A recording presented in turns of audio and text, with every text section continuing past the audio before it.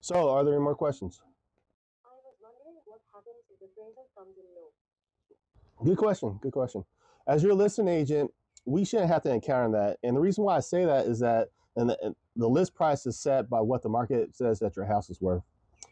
In my market analysis, I would be using comps of similar homes that have sold recently to help determine your home's value, which should also be the comps that the appraisal may use. So basically, we're going to list your home at a price that the market says that your house is worth based on comps. But in the unlikely event that the buyer's appraisal comes in below the agreed purchase price, and there's no appraisal gap addendum. What is an appraisal gap addendum? So basically, an appraisal gap addendum is an attorney drafted document that we will require all buyers to submit with offer. If their offer more than what our asking price is, our list price.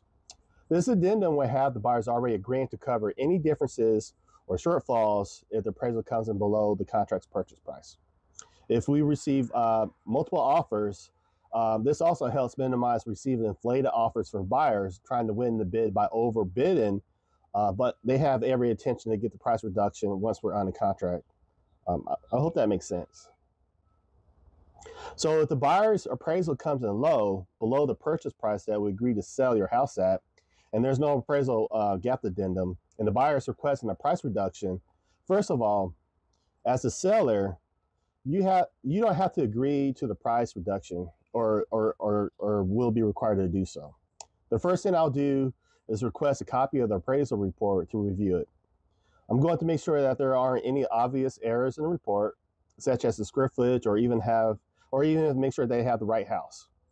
The square footage of a house is the biggest component in determining the house value. It's going to be broken down into price per square footage. However, for your house, which I believe was about 3,500 square feet, let's say the report comes in like say 2,500 square feet or some number less than that, than the actual size. And I've come across errors like that in appraisal reports in the past where they missed living space or made a mistake in their measurements. So if there's no obvious errors like that in a report, the next thing I'll do is review the comps that the report uses and see if it makes sense. We will want the comps of similar size on type houses that are nearby and have recently sold. Ideally, the comps should have been sold within the last 3 months or so and are in the same subdivision or within a mile or so from your house. Next thing I'll send over the comps that I use to determine the list price. I'm going to send over to the buyer's agent and ask that they provide it to their appraiser for reconsideration. After all that, and there's still no change to the appraised amount, and the buyer is still requesting a price reduction, your options at that point is either saying yes or saying no to the reduction. If you agree to the reduction, I would suggest that we open up negotiations again. We can say that we agree to the price reduction, or we agree to the reducing the purchase price. If the buyer gives more in due diligence fee, or let's say that we agree to repairs early on, and if there were any repairs or even closing, if we provide closing costs to the buyer, if that's in the case, then we'll also renegotiate that as well, especially if they request a price reduction. Again, you don't have to agree to the reduction at all, and we can leave it up to the buyer if they wish to continue or not.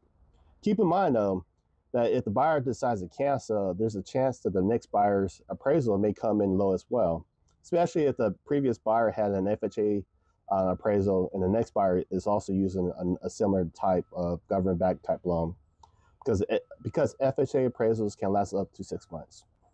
Wow, that's a lot of information for us to consider. Thanks for having this meeting with us.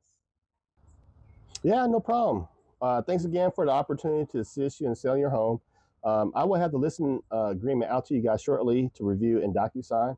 Feel free to call or text if you have any questions, or I'd be happy to do another online meeting if you prefer. Just let me know. Talk to you soon.